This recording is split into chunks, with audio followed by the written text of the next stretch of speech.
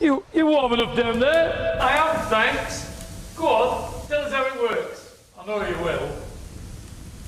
Well, it's quite simple, really. I mean, when the wind blows over the top of the chimney, it creates low pressure and literally sucks up the smoke, just like that. And like any piece of technology, when you refine it and actually play around with the shape of the tube, make it smooth or circular, you improve it and it works better.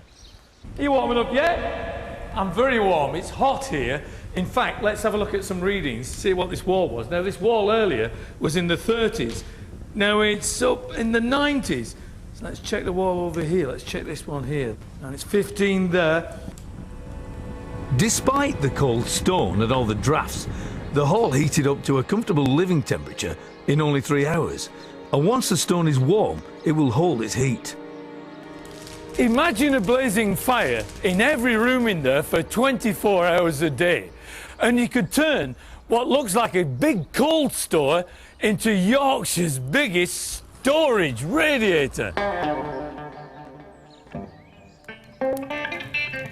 300 years later, in Victorian England, coal was king, and the open fire had evolved into the rage. Chestnuts roasting on an open fire, Jack Frost nipping at my nose. The early cast iron kitchen range shows the separation of functions between heating, cooking and boiling. The fire's in its own little box affair, the cooker's in its own little box, that's the oven, and the water's there in the kettle. And that gives me enough water to fill a nice bath here, right here in the kitchen.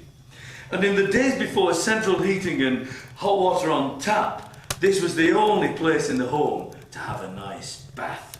So let me demonstrate how all this heat can reach every part.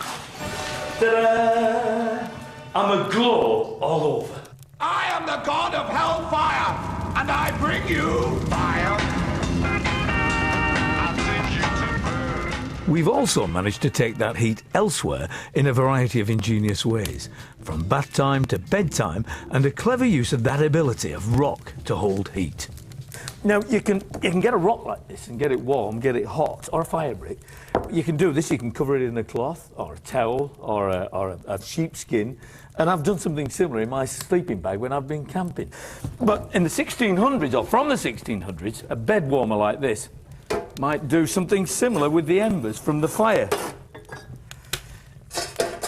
And in effect, we get the fire and we take it where it needs to be. And it needs to be in bed. There's nothing more personal heating than heating your bed. Who needs cold feet?